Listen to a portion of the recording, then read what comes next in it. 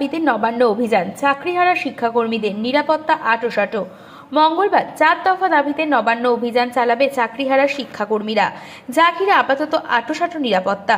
মোতায়েন রয়েছে পুলিশ। ইতিমধ্যে হাওড়া ময়দানে জড়ো হয়েছে চাকরিহারা গ্রুপ সি এবং গ্রুপ ডি শিক্ষাকর্মীদের একাংশ। তারপর সেখান থেকে মন্দিরতলা হয়ে মিছিল করে সরাসরি যাবে নবান্নের দিকে। রাত ভোর বৃষ্টি, আর সেই বৃষ্টি মাথায় নিয়েই নবান্ন অভিযান। সকাল থেকেই হাওড়া মিউনিসিপ্যালিটির বিভিন্ন এলাকা জলমগ্ন। এই সব উপেক্ষা করেই রাজ্যের প্রশাসনিক ভবন অভিযান শিক্ষাকর্মীদের। তাই হাওড়া ময়দান থেকে নবান্ন পর্যন্ত কড়া নিরাপত্তা বলয়ে মুড়ে ফেলা হয়েছে।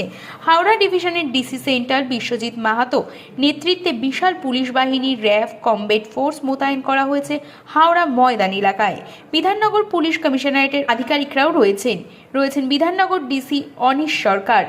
হাওড়া ময়দান মেট্রোর কাছে বেলা 11টা নাগাদ শিক্ষাকর্মীদের জমায়েত শুরু হয়েছে। 4 দফা দাবি নিয়ে তাদের নবান্ন অভিযান।